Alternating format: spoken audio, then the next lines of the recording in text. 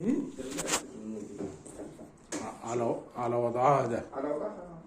ولو عملية أفضل لها عادية بقى مش عادية. وبعد التصليح لا بعد التصليح أنت لو هتبيع ما تصلحش، لأن أنت اللي هتدفعه دي محدش هياخد أكتر من كده.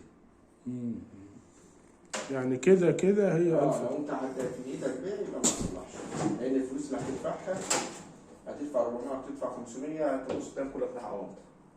ولو ما ظبطتش معاك بعد كده ملهاش تصليح تاني. ملهاش. خلاص انت غيرت الحاجات اللي عايز تغيرها. يعني هي ممكن بعد التصليح ترجع تاني؟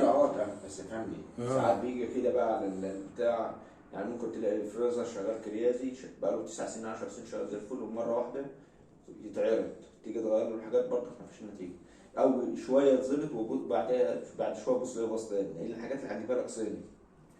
مفيش حاجات من الحاجات الاصليه بتاعتها. حاجه هتبقى صيني عشان تبقى انت فاهم، الحاجه الصيني ديت مش عمرها ما هتشتغل معاك الوقت كله.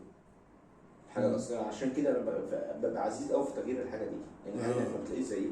ايوه ماشي. يعني انت رايك ايه يعني؟ طب لو انا ما مش في امكاني ان انا اغير دلوقتي او بعد شويه، يعني اشغلها على كده قصدك يعني ولا على كده وتفصلها كل فتره، تفصلها كل اسبوع يوم كامل. كل اسبوع افصلها يوم كامل. يوم كامل كده. وتسيب الحاجه اللي فيها زي ما هي وتفتح الابواب. كويس. يوم كامل 24 ساعه كامله. وبعد كده الشغل هترجع تظبط معاك تاني. افضل بحاجتها. اولا وفرت كهرباء، ثانيا هتنضف لك المبخر كله تنتبه عليه ثالثا هيبقى افضل لك، لان انت الحاجه قطعه الغيار اللي هتجيبها دلوقتي انت مش ضامن منها. مش ضامنها. انا هنجي هنفك ونجيب لك الحاجه دي هتخشها في 400 500 جنيه. خلاص هتلاقي النتيجه برضه.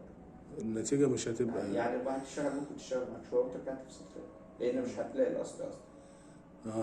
الحاجه بتاعتها مش الاصل، ده سيرمو ديسك. مش السيرمو ديسك ده لو جه وعلق معاك ممكن يعمل لك مصيبه في الثلاجه. بس بيفضل مشغلك السخان. لا انا عندي ارحام انك انت تشتغل كده، لان السخان ممكن يعلق معاك يولع لك في الثلاجه يولع لك في الشقه. والله. طب اخد راي الحاجه كده. لا هي افضل منها ثلاجه عاديه يا باشمهندس.